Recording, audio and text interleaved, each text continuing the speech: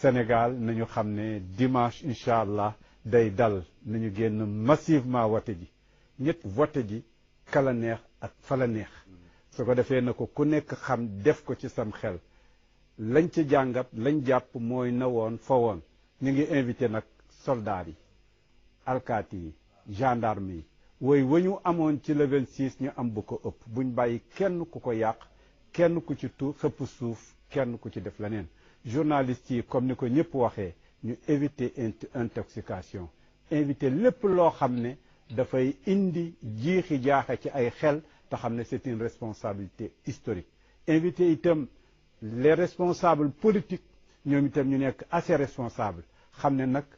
gaal dem na géej fii mu toll yëf yi tegu na ci loxo yàlla la nga doon sensibiliser nga la nga doon joxe ci ay image joxe nga ko la nga doon def yëpp def nga ko léegi nag yàlla ak ay nit ci seeni conscience moo def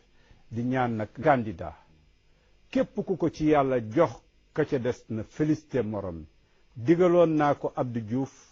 mu def ko ma ku ci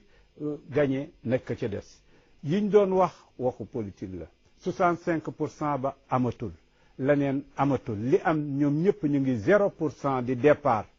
lu ci waay am na keroog buy 70% buy 60 buy 40 buy 40 lu ci waay am buy 30 soo wàccee ak boo yéegee sénégalais yi loolu lañ la jox nga nangu ko booy ranguwaat pour bëri ji nga ranguwaat pour bëri Lamine Gueye moo indi woon Senghor ci politique te Senghor nekk na président mu dem assemblée nekk président de l'Assemblée nationale donc ku nekk ci ñoom mun ngaa farewoo sa morom feneen institution yi réew mi comme su kii nekkee palais kële mun naa dem uti assemblée doo bàyyi sa parti muy tas et le contraire est valable donc ku nekk ci ñoom di yoon nga xam ne sooy jël assemblée dul assemblée buñ la may wala buñ lay dàq wala buñ lay def leneen waaye booy téye la mun faa prouver quelque chose donc Sénégal mi ngi ci kanam épreuve bu mag maa ngi gërëm mboolem ñi fi nekk di leen joxaat